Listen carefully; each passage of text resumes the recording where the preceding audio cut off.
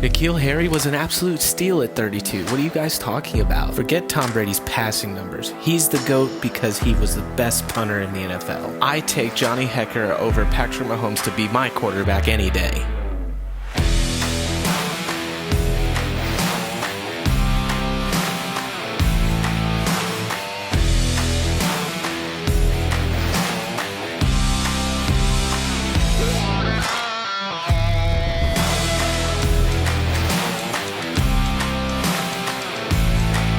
Welcome to the No Punt Intended Sportscast with your host, Parody07. Welcome back to the No Punt Intended Sportscast. I'm your host, Guy, along with the dogs.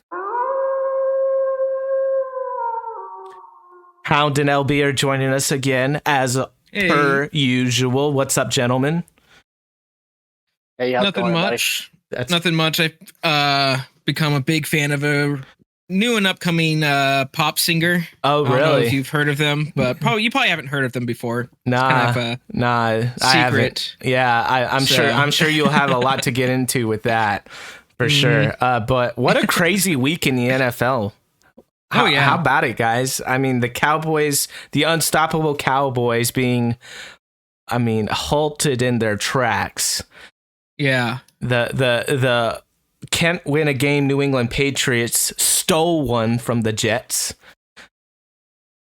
Yeah. And as you mentioned, Taylor Swift has now done the men of America a favor by giving them 5 million more girls to have something in common with. It's just been an absolute crazy week. But there's still some constants. You know, the Dolphins are still undefeated. The 49ers are a wagon. I mean, there's just a lot of good football being played by very few teams, I feel like. Oh, and it was a surprising week because we've mentioned like the Cowboys losing, but the Ravens lost too to the Colts, and the Texans beat. Was it the Jaguars or who did the Texans play? It was the Jaguars, if I'm not mistaken. Yeah. So like, there was quite a few like upsets in a way. Yeah, for sure. Week. So very surprising. Yeah, the luscious locks of Trevor Lawrence were not enough. Yeah, they weren't. But we got week 3 review for our respective teams, the good and the bad and the coaching. We'll start with LB because he's got some things he's got to get off his chest because old Brycey boy didn't play. And for the reason that he warned the Carolina Panthers organization about from the get-go. And CJ Stroud looked like a dog this week. I mean, I don't know if you guys have him as a dog of the week, but he's scratching. he's scratching and clawing, and he's going to make his way onto that list if he keeps playing like this. But we'll start with LB. LB, give me the good, the bad, and the coaching of the Carolina Panthers. Well, again, like I mentioned last week, there's not much good coming from the Carolina Panthers as a whole unit, offensively, defensively, or special teams. With that being said, they're certainly good individually, player-wise, and that's been encouraging to see. Shout out Andy Dalton, the Red Rocket, for absolutely lighting it up, going 34-58, 361 yards and 2 tutties. Big shout out to the veteran. Big shout out to Adam Thielen going crazy. And that's kind of what we've been expecting as Carolina fans from Thielen. You know, he's getting older in age, but he, as he showed last weekend against the Seahawks, he can still play. And he had a really good game, so that's another positive takeaway from the Panthers offensively. Like I said, he had a really good game. He went 11 receptions, 145 yards, and a touchdown. So we're starting to see some of that explosiveness on the Panthers offense. Nothing crazy yet. You know, we're not the Chiefs. We're not the Bills. We're certainly not the Dolphins. But we're starting to take some more shots.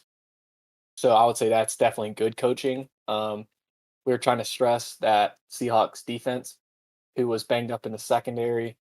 And we did a fairly good job. You know, we put up 27 points in a loss. but nonetheless, we gave ourselves a fighting chance somewhat. So that'd be the good. The bad is penalties, offensive penalties.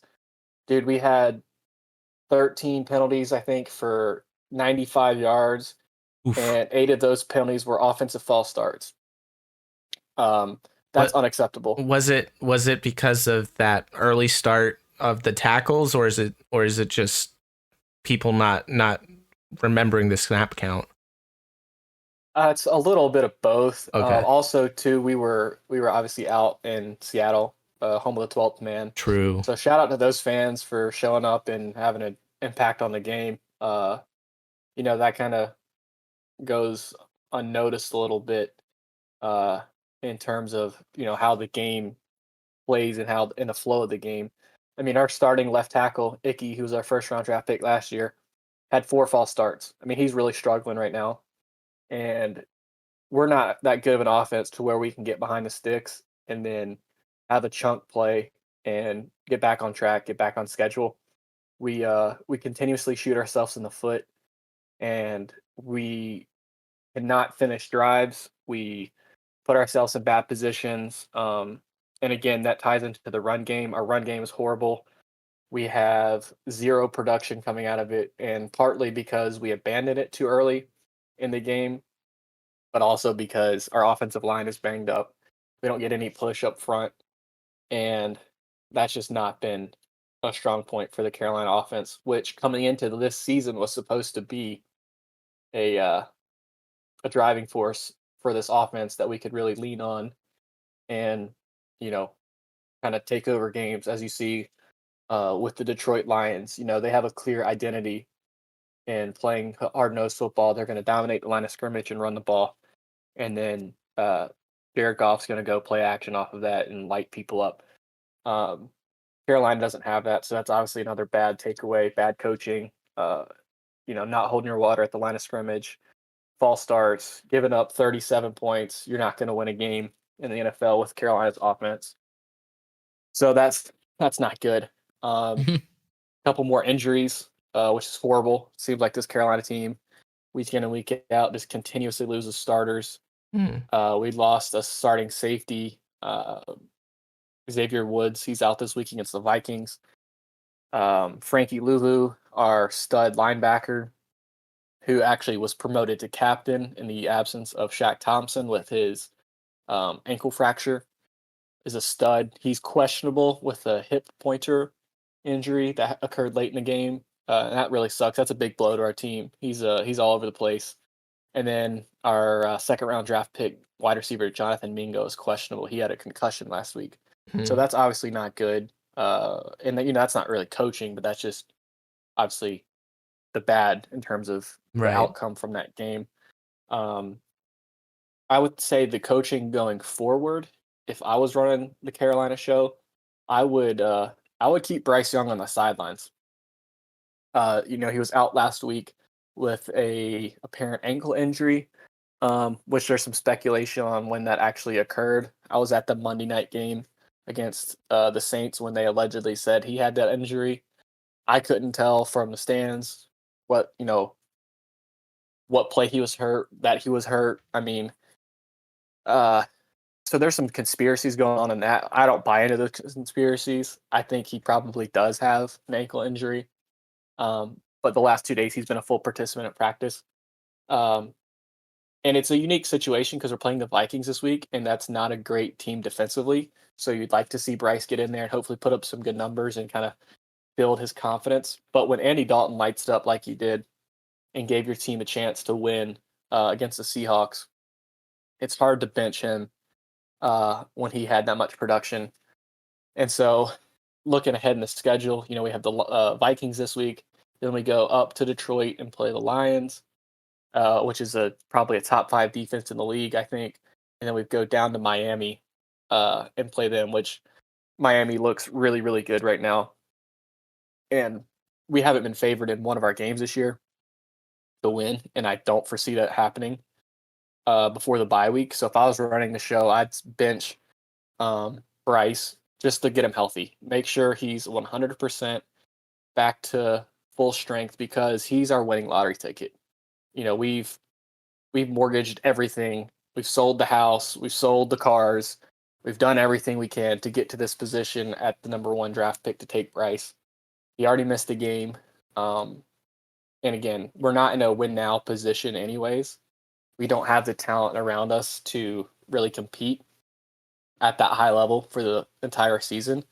And again, I think because we've given up so much to, go get Bryce Young, that there's no rush. And I think the trend in the NFL over the last, 10 years or so is that if you go draft a quarterback in the first round, he's going to start regardless of whether he's ready or not. You don't see the times where, quarterbacks get drafted and they sit a year or two behind the starter and really learn the offense. And then they come in and it's like a, passing of the torch type of thing. So I'm kind of nervous for him, for his health. I was big on that this offseason, whether he can hold up. And, it's not ideal. So that's kind of where I'm at. I would like, hopefully if he plays, hopefully he plays well. And I hope that they can take some more shots and try to take advantage of this weak Minnesota Vikings defense. However, that being said, I know the Vikings are going to take advantage of our defense. They've got Kirk Cousins, who's an elite quarterback, top 5 in the league, in my opinion. And then they've got the best receiver in the league in Justin Jefferson coming into Carolina.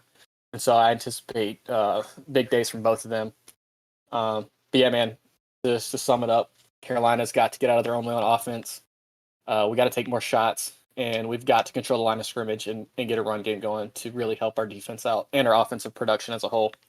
So hopefully against this weaker Minnesota Vikings defense, we can implement some of those. Hopefully we can cut down on the penalties and really get off to a hot start, and hopefully Bryce plays well. Good stuff, man. I want to ask, and we can lead this to a LBQB breakdown. Nice right, ice cream. What's the difference, really, other than Bailey Zappi looks a little better? End zone, touchdown. Newton throws, end zone, touchdown, Robbie Anderson. And strong in the pocket, goes through his progressions, and he finds the open man time and time again.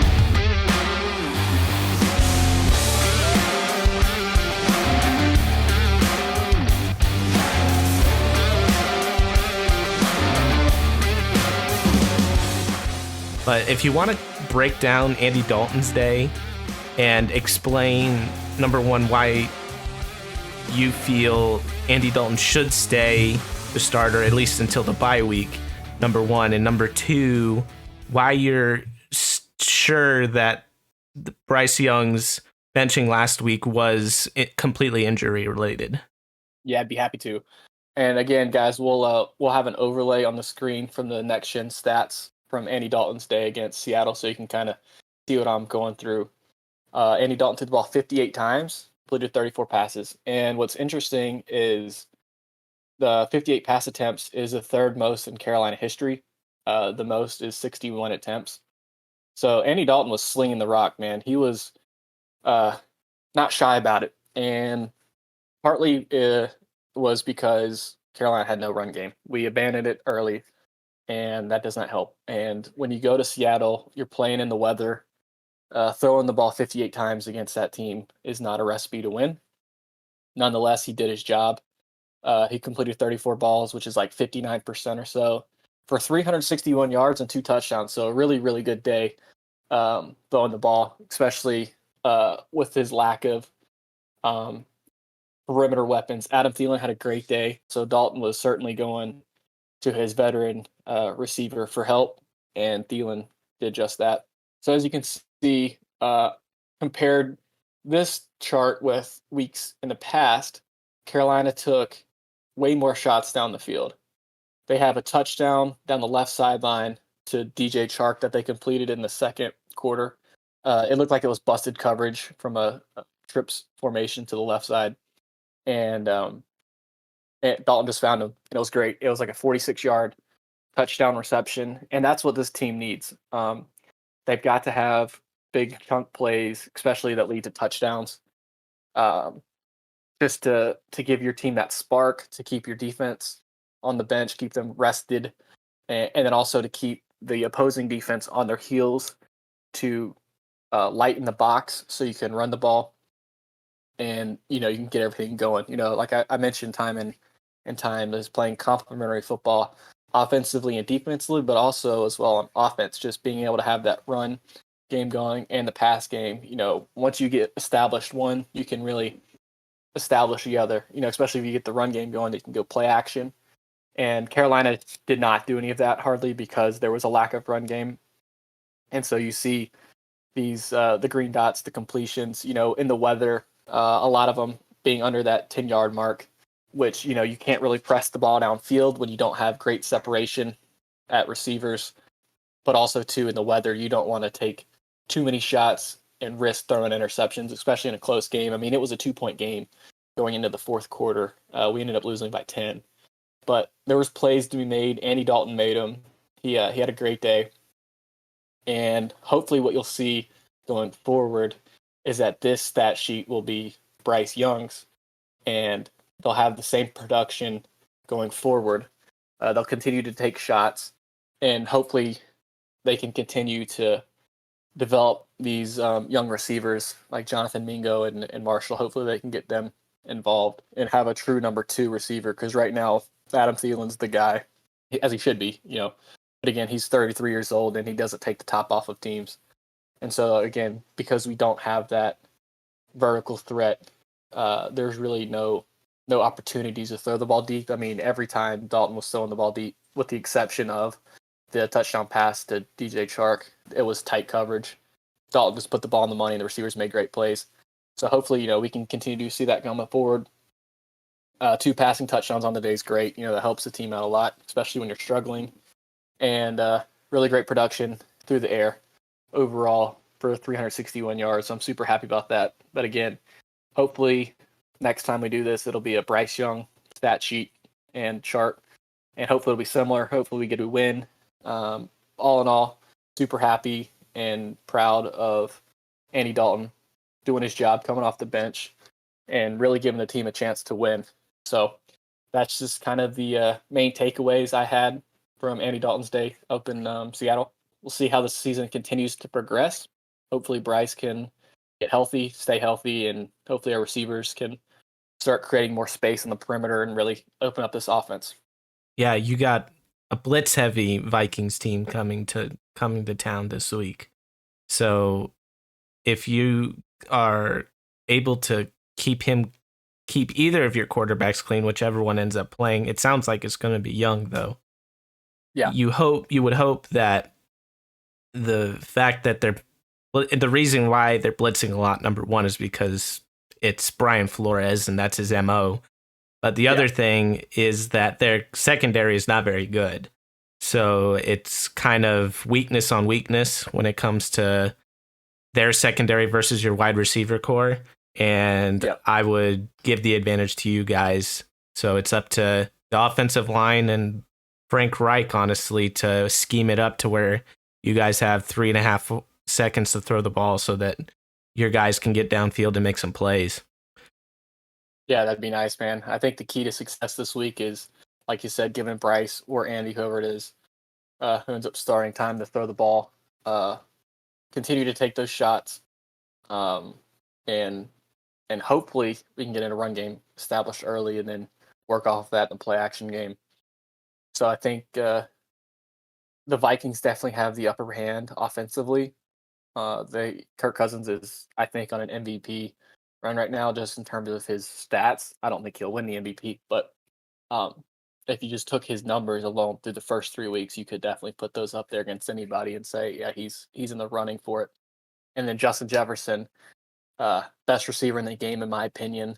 We're still down our number 1 corner, J.C. Horn. He's on the IR with a hamstring. And then we lost our veteran safety, Xavier Woods. He's out this week. So it'll be interesting to see how Carolina attacks that offense. I think we're gonna need a big time day from Derek Brown and Brian Burns. Got to get that pass rush going to kind of cover up some of the holes in our secondary. We're really thin back there. So if we can get to Kirk and fluster him and not give him a chance to dissect our defense, we'll have a chance to win. But if Kirk can stand in the pocket and sling the ball all over the yard as he's done so far, it's going to be a long day for Carolina, I'm afraid. Could be. Speaking of catches, Travis Kelce, man. Yeah. He the return, it has nothing to do. He was playing for himself, clearly, and for his boy Mahomes, his Mahomie. That's the Mahomie. that he and for Coach Reed. I'm sure there was some bet going on where if Travis scored 2 tutties and had over 100 yards receiving, that the whole team got cheeseburgers or something with Coach's special sauce. I mean, that's all the motivation he needs, right? That's the reason he went off. Let's hear about the good, bad, and good coaching of the Swifty Chiefs. The Swifty Chiefs. Yeah, so it was a very fun week. Chiefs blew out the Bears 41-10. It wasn't. What is even sad is to say is that the score doesn't even reflect how bad it was for the Bears. Really? Like they scored the 10 points at the very end. And I'll explain that a little bit later. But yeah, like we pulled out all of our starters after their first drive of the third quarter. With about that 10 minutes left in the third quarter, we pulled out all of our starters. So that's how bad it was. Jeez. But anyways, so the good is the defense. Again, the defense has been really stepping it up. Again, they only allowed 10 points, which I know it's the Bears. But those 10 points came late in the game. It was trash time. They would have shut them out if they had kept all of their starters in. Chris Jones only played 16 snaps in that game. Wow. Not because of health anything. They just didn't need him. And he still got a sack. Nick Bolton, our top linebacker, he was not in the game. He was injured. So Tranquil, the new linebacker we got, took over his position and did very well. And my guy, Trent McDuffie, is doing very well. He hasn't had an interception this year, but he's just been locked down. That's good stuff, man. According to Pro Football Focus, he is their number 1 graded cornerback in the NFL throughout the first 3 weeks. Wow. So he's really stepped it up. Excellent. And then, the offense has gotten back on track. Again, it's the Bears, but still scoring 41 points is pretty nice. The bad is our backup quarterback, Blaine Gabbert, which I know sounds kind of picky. But let me tell you the stats of Blaine Gabbert, because he came in, right, with like a quarter and a half left. Sure. And you don't expect a lot from your backups, but Blaine Gabbert, he's a veteran. He's been in the league for a while. He went for 3 for 5 for 31 passing yards. Okay. With 2 interceptions. Oh, no. So the ball never hit the ground. Yes. So he had a quarterback rating less than 2. Oh, gosh. I've never seen a 1.3 quarterback rating before, but he had it. So that's the reason why the Bears scored 10 points, is because we literally threw interceptions on both of his drives. So yeah. Anyways, and also not having any of our starters, main guys on defense in. And then the other bad thing, I think, was the refs were targeting Jawan Taylor again in this game, our tackle, right, with penalties. And this was very surprising with this, is at this time, Andy Reid kind of have had enough. Because the first time he was like, oh, we need to fix stuff with, try to, make sure he's not breaking the rules or whatever, so he doesn't get penalized. This time, Andy Reid actually kind of criticized the referees, which is very rare. Andy Reid hardly ever does that. But he was lined up the same as everyone else. Like, he wasn't doing anything different, but the referees are just kind of still focused really a lot on him. And he kind of doubled down the day after the game in his press conference as well. So wow, Andy Reid wasn't very happy with that. Coaching, the run game was a lot more relevant. We had 153 rushing yards, which is pretty nice. We had 2 rushing touchdowns. So getting that run game into the game was nice. And also, with coaching, we were super effective on offense. They called it a good game. Went 5 for 5 in the red zone. They just made it straightforward. Coaching just seemed to be on point this week. There didn't seem to be any weird or strange calls. Right. They kept it close to the vest. They kept it close to the vest, and you don't need to do a whole lot when you're playing the Bears. So yeah, it was a pretty good game overall, and the 10 points that we gave up was at the very end of the game.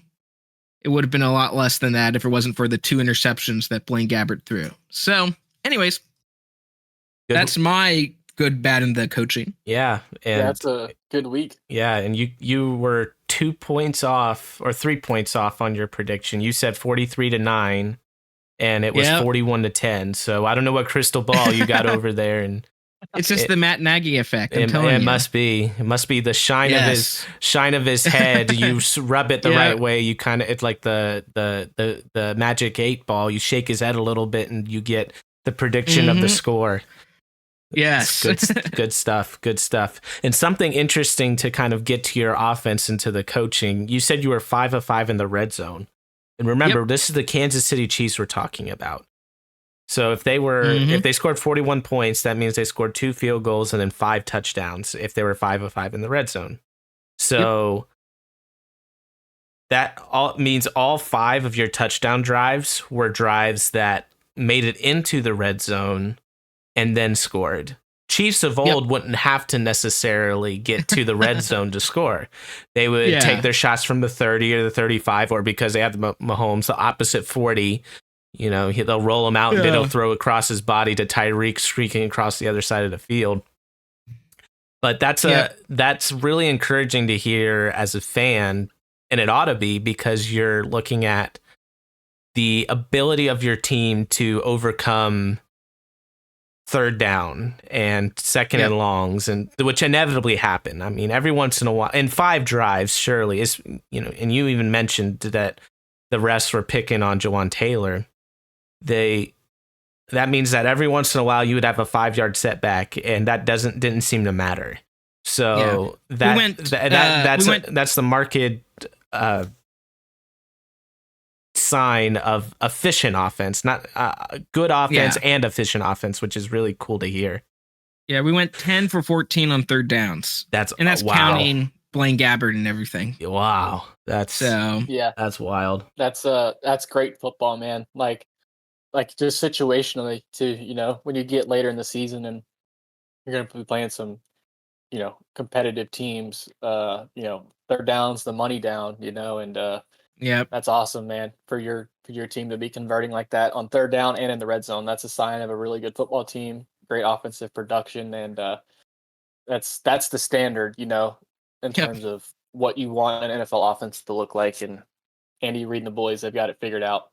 Yeah. So it was a good game. It was a good day for the Chiefs. So, and you got to do it against an infinitely better defense next week. So here's hoping to that was a trial run so that you can do well against the Jets there. We only punted once. I don't know. I can't remember exactly when. Only one. Only one punt, time. Only one punt intended. Oh my goodness. Only one punt intended. That's funny. So I don't know. I can't remember when that exactly happened, because it could have been after the starters were pulled, but it also, we only punted once because Blaine Gabbert threw 2 interceptions. So it's a little skewed. A little bit. Either way, punting less than 5 times in a game is a good number. Yeah. New England punted 8 times in their 15-10 win, which I'm glad I didn't take my mulligan on that. So the good and the bad of the coaching of the New England Patriots. You would think I would have all this good to talk about because we got our first win of the season. And to be honest, I really don't have very much good to talk about. I don't have much to talk about at all, to be honest. The things that I did appreciate was we brought back an I formation and Mac was under center some during this game, which we haven't seen in the past 2 weeks.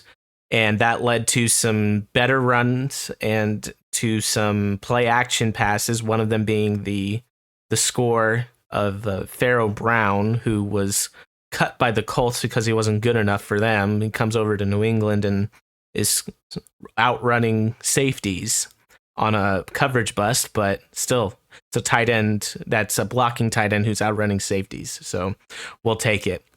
The other thing, obviously, that was good is that the offensive line had a little bit better day. I asked for 1 yard of push last week. That's what I asked for, and I got it. And guess what? Zeke and Ramondre had better days.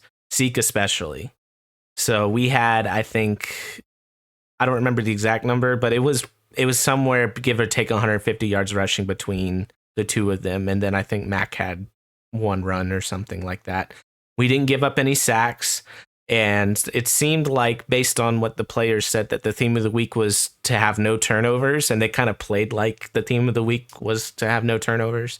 And they didn't have any turnovers. So Bill Belichick was a happy camper after Sunday's game. So I'm glad that he was a happy camper. I was a slightly stressed camper because that game shouldn't have been within a score, and that Hail Mary was inches from being another miracle in the Meadowlands. But I'm happy that we got our first win, and it's time to put up and shut up against the Cowboys as far as that stuff goes. The bad. Yeah. Oh, and one more in the good. Let me finish one more. Christian Gonzalez, congratulations to being the Defensive Rookie of the Month. You have earned it, my friend.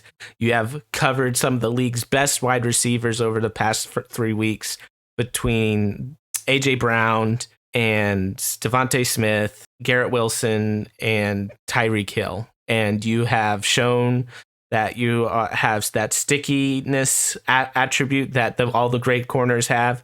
You've used your length to benefit you, your speed to benefit you, and your makeup speed. And your studying has obviously paid off.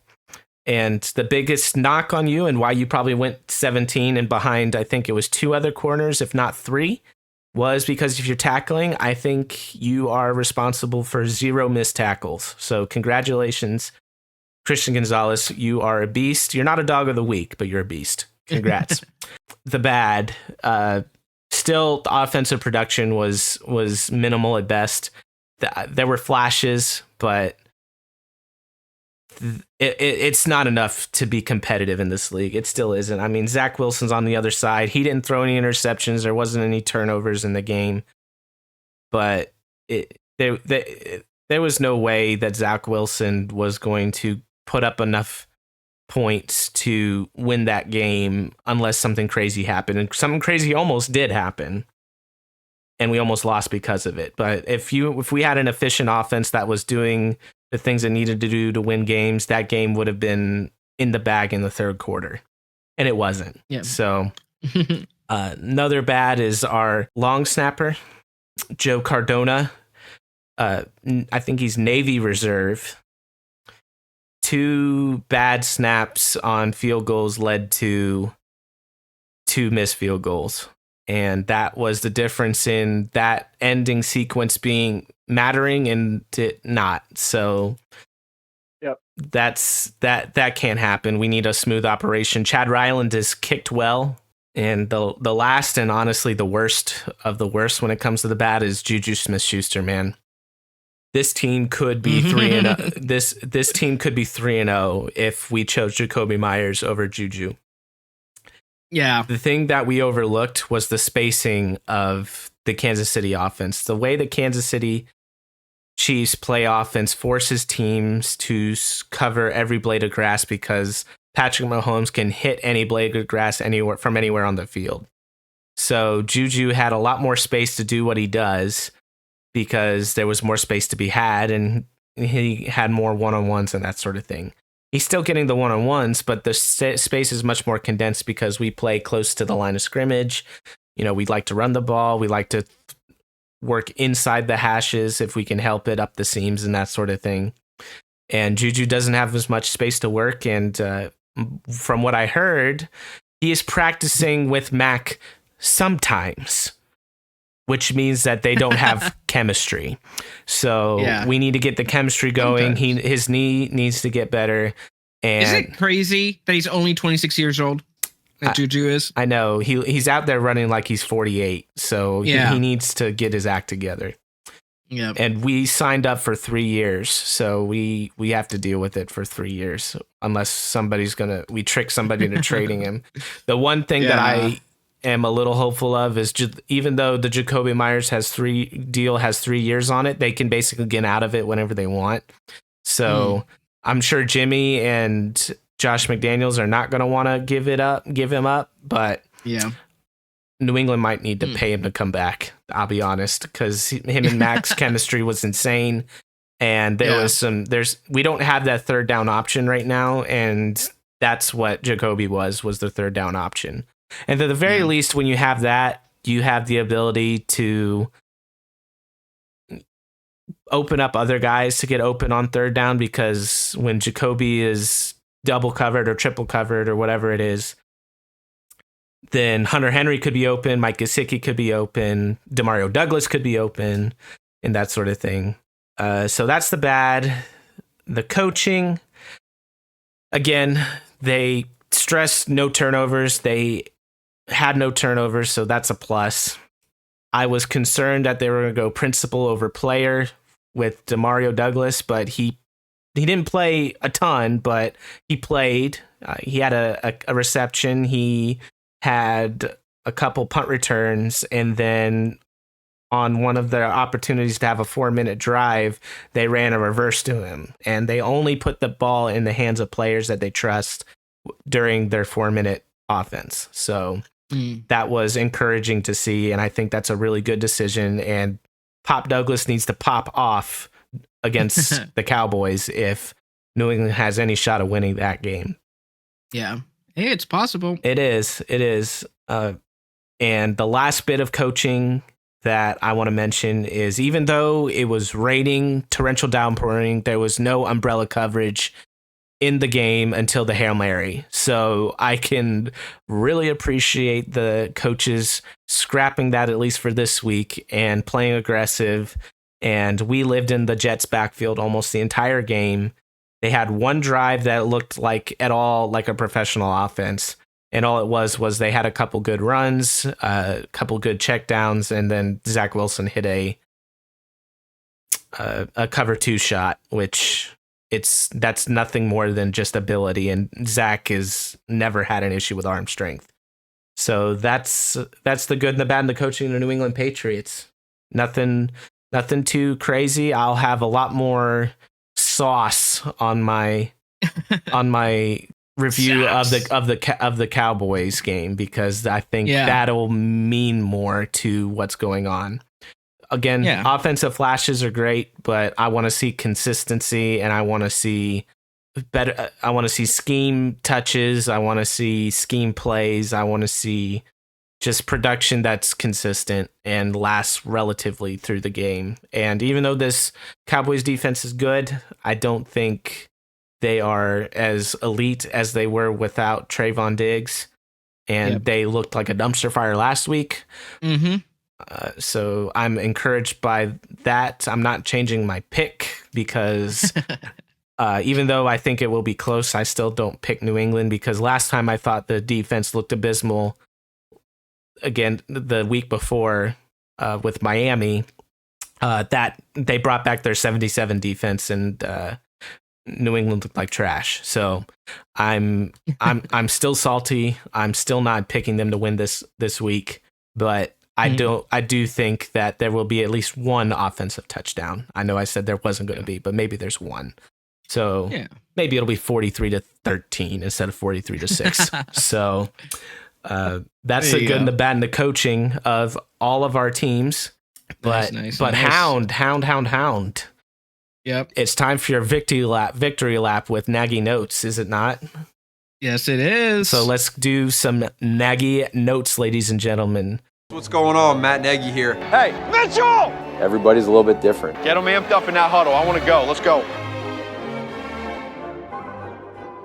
So welcome to the second Nagy Notes ever, and I think that this Nagy Notes is going to be even better than the first one. Ooh. I think this one could be record-breaking. This one is, I think it's going to be very fun. Let's hear it. So, Chiefs played the Bears, and everyone was talking about Taylor Swift.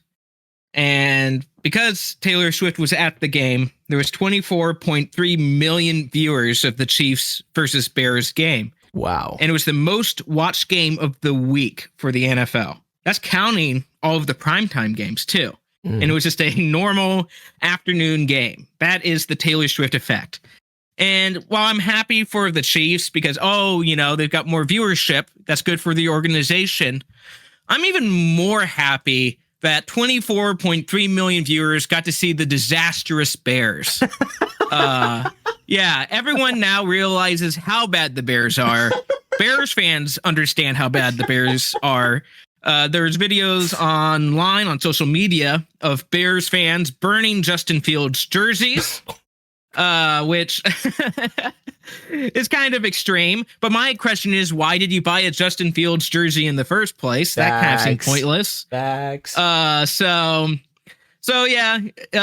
Burning Justin Fields jerseys, probably the best thing that's happened to that jersey. So the Bears are currently on a 13-game losing streak going into last season. The last time they won a game was week 7 last season against the New England Patriots, which was October 24th, 2022. Oh, gosh. And that was just the birth of that game was just a birth of. Oh my gosh. Okay, sorry to interrupt. I didn't realize that was their last win. That makes me so upset. That was the start of bad things for the Patriots and the end of good things for the Bears. Because they've lost every game since. Wow. And there's been a lot of teams that have had losing streaks this long, but the Bears have allowed the most points during a 13-game span of any team ever. Wow. And the Bears haven't scored more than 20 points on offense since week 11 of last season. So it's been a hot minute since they've even scored 20 points. So I'm going to throw out some fun statistics about losing streaks, right? Because the Bears, you can make fun of the Bears all you want. I would never make fun of the Bears. They're like my second favorite team. The Bears look like they're about to they're on their way to set the record for a lot of losing streak, a lot more losing of games. To be in the top 10, like longest losing streak, they would need 17 losses. So if they lose their next 4 games, they'd be in the top 10 for longest losing streak ever in NFL history. Now, the longest losing streak ever recorded in the NFL was in 1976 to 1977 with the Buccaneers when they lost 26 straight NFL games. Wow. Now, here's what's funny. If the Bears lose every single game of this season, they would have a losing streak of 27 games. So they could technically set the record for longest losing streak ever in the NFL if they lose every game this season. And in all honesty, I think that is somewhat possible. Somewhat possible. I don't know any team that I would say is worse than the Bears right now. Obviously it's the NFL. You can never really, predict if somebody's going to lose all of their games just because of random chance. But they have the opportunity to set the record. So that's a good thing to keep an eye on. But I know I've been talking a lot about the Bears. I might sound salty, but believe me, I'm not the only one who's salty about the Bears. But I kind of wanted to offer an olive branch to Bears fans because I realize I might be coming off aggressive and they may not like me very much. So I decided to have Bing AI chat write a poem about the Bears. Because that would be a nice thing to do. So I'm going to read you the poem that AI chat wrote. I didn't edit any of this. This is what AI Bing chat, because that's the best AI, wrote. The Chicago Bears are in despair. They can't seem to win a single game. Their offense is stagnant. Their defense is porous. Their fans are angry. Their players are ashamed. They fired Matt Nagy, who led them to the playoffs. They thought he was the problem. They wanted a change. But now they realize he was not the worst. He was the only one who gave them a chance. The new coach is clueless. He has no vision. He changes quarterbacks like he changes socks. He has no strategy. He has no plan. He just hopes for miracles or a lucky break. The Chicago Bears are doomed to fail. They have no hope. They have no future. They are the laughingstock of the NFL. They are the epitome of a loser. And that's the end of the poem. Wow. It doesn't really rhyme. It doesn't really rhyme, so I think AI chat doesn't really understand how rhyming works. But, it's a nice poem. I think, it basically sums up everything I feel about the Bears and probably what Bears fans feel about the Bears. So, wow. Anyways, that wraps up this segment of Nagy Notes. Wow. That's amazing that Bing even knows that Matt Nagy wasn't the problem. Holy cow. That is the most unbelievable thing. It's time to do some week 5 predictions. As a reminder to our viewers, we have the 2-1 Kansas City Chiefs with Hound's 2-1 prediction record going into face the New York Jets, and Hound has them winning 23-10. And Carolina, who is 0-3, and LB got his first prediction win last week, is playing the Vikings in Carolina, and LB has them losing 31-20. As I mentioned, the Patriots are playing the Cowboys in Jerry World. My predictions are 2-1. New England is 1-2. I'll be honest, if both of us leave that game, both me and the Patriots leave that game 2-2, I will be happy as a lark. But I have New England losing to the Cowboys. I said 43-6 because I was really salty about it, and I hadn't watched the Cowboys lose yet. But so it should be I think it'll end up being a 1-score, between a 1-score and a 10-point game. Patriots will make a game out of it and then find a way to lose at the end, kind of like we have been doing the rest of the last handful of games. So still Patriots lose to the Cowboys. But starting with the Chiefs. Week 5, they go to Minneapolis and play the Minnesota Vikings. Kirko versus Mahomes.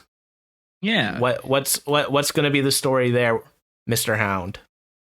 Well, I think it's going to be, obviously, like what sweater Taylor Swift is wearing at the game. Sure. But also, it's also going to be, I think, a much more offensive game.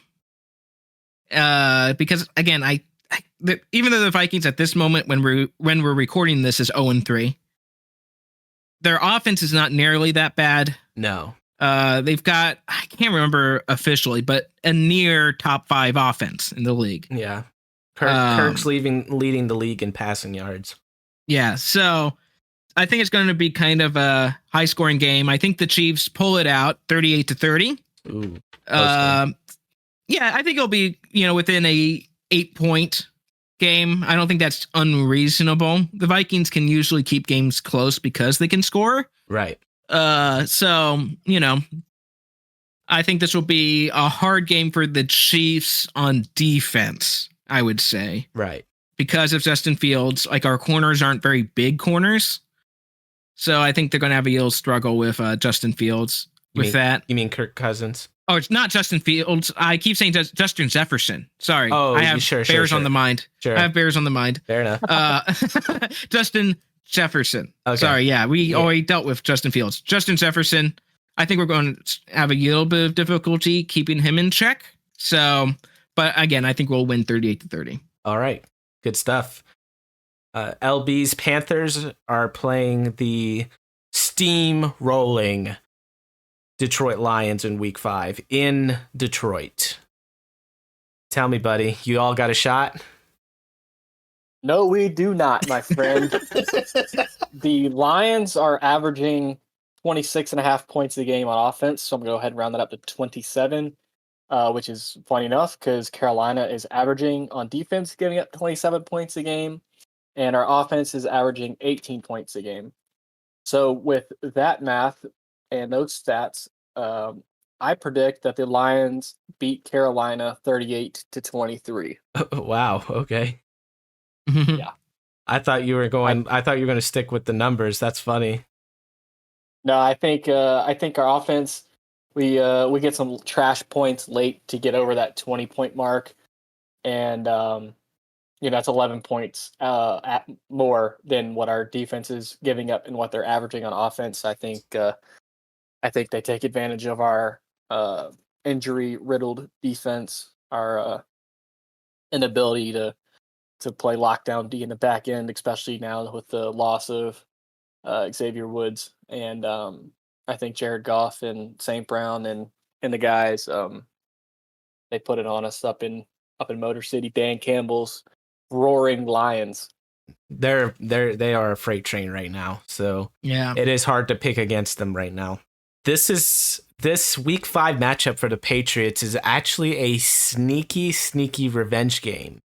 ooh, So week 2 of 2021, which was Mac's second game as a starter, was the Jameis Winston-led Saints came into New England and beat us. I think, considering the slight improvement on offense and the lockdown of Christian Gonzalez, and the fact that Derek Carr is not going to be playing that game, most likely, I think famous Jameis is going to become even more infamous than he already is. And I have the Pats winning a close one, 23-17. nice. Because this is the type of game that New England Patriots historically win, not because I trust the team. The last handful of years, whenever we've had a injury on the other side so we're playing some sort of backup, we are pretty good at beating the backups. So Nice. I have them winning 23-17. And if that were to be the actual case, then New England would be 2-3 as of week 5. And Yeah. we're going to wrap up this episode with our dogs of the week. And DAWGS. we're going to go LB, Hound, then myself. LB, who's your dog of the week? My dog of the week is Andrew Beck, the Texans fullback. Oh, this is a who had deep a dive. kick return for a touchdown. Heck I yeah. think that's so funny. The fullback is a lost art in today's game. Hopefully it makes a comeback, But yeah, shout out Andrew Beck, the big man, rumbling, tumbling for like a 70-something yard kick return down in Jacksonville. And big props to him. It's something different, a little bit of funny, kind of a meme as well. So I kind of double dip there with the dog of the week and meme of the week. Sure. For me right there with Andrew Beck. Good stuff. Good stuff. Deep dive. Love the deep cuts here. Hound, who's your dog of the week? My dog of the week is obviously Travis Kelce. He had 8 catches this week, 7 on the field, 1 off the field. Everyone knows, everyone's been talking about it. All NFL fans are tired of hearing about Travis Kelce and Taylor Swift. And I think that's a win for Travis Kelce when everyone's talking about you. It's good for his brand. His jersey sales increased by 400%. That's insane. And he's now top 5 selling jersey in the NFL right now. He got over 300,000 followers, new followers on Instagram. And his podcast is on top of Apple Podcasts. So, he's doing pretty well.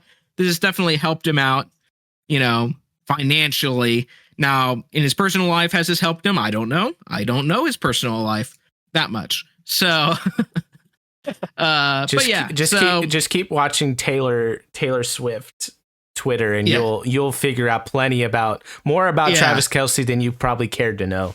Oh yeah, no, there was an article I saw, something about how he has back taxes in Ohio or something. Oh it's my like, what? gosh. It's like, okay, I didn't know that. Also, the Chiefs-Bears game had an increase of 63% in their female viewership. So that's some fun statistics for you. Heck yeah. Wonder where they all came from. Yeah, so. no clue. No clue whatsoever. My dog of the week is actually somebody that LB saw in person 2 weeks ago. And it's actually from that game. So this is a little bit delayed. So I'm cheating a little bit, but I'm allowed to cheat because I'm the host. Not because I'm a Patriots fan, daggone it. Oh. Deflated footballs. I don't want to hear it. Spygate. Whatever. So my dog of the week is Demario Davis, linebacker for the New Orleans Saints. After the Panthers Saints game that the Saints ended up winning, Demario Davis was one of the people that was asked to come up and speak to the media. He did not take a single question.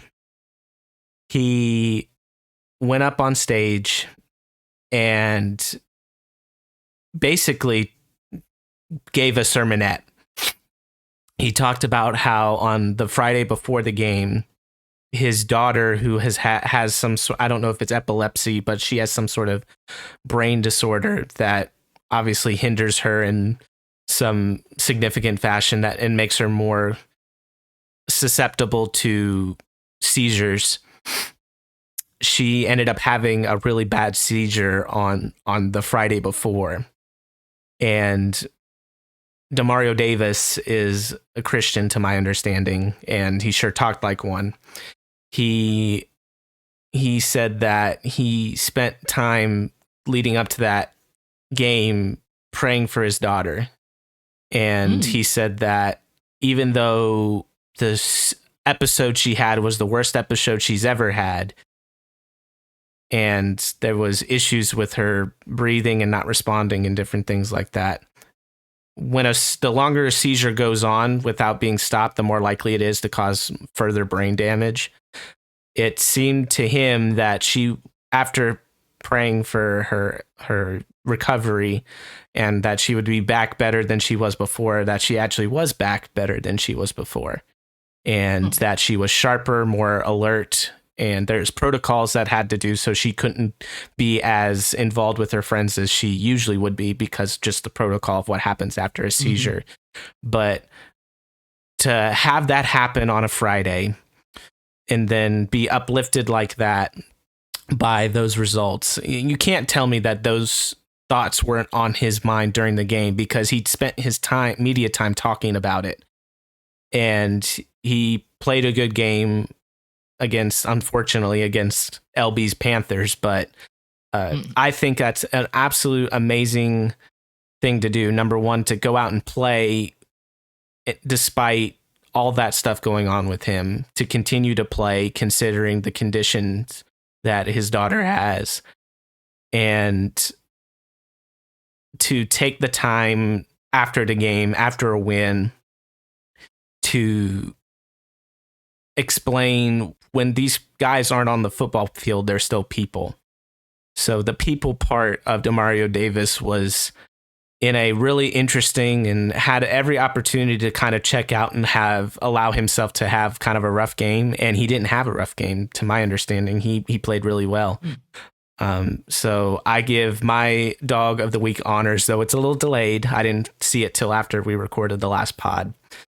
The dog of the week goes for me to Demario Davis, and specifically to his daughter for overcoming the seizure that she had. So congratulations to Demario Davis, to Andrew Beck, and Travis Kelce for our dogs of the week. And before I break into tears thinking about this, I'm going to end it here. So thanks for listening, everybody. Check out the Instagram. The link is in the description below. Comment if you want us to talk about a different team than what we usually talk about, and we'll dedicate an episode to that particular team. Thanks for listening, everybody. Thank you for listening to the No Punt Intended Sportscast. Be sure to check out the Thinking Hound and to like, share, and subscribe.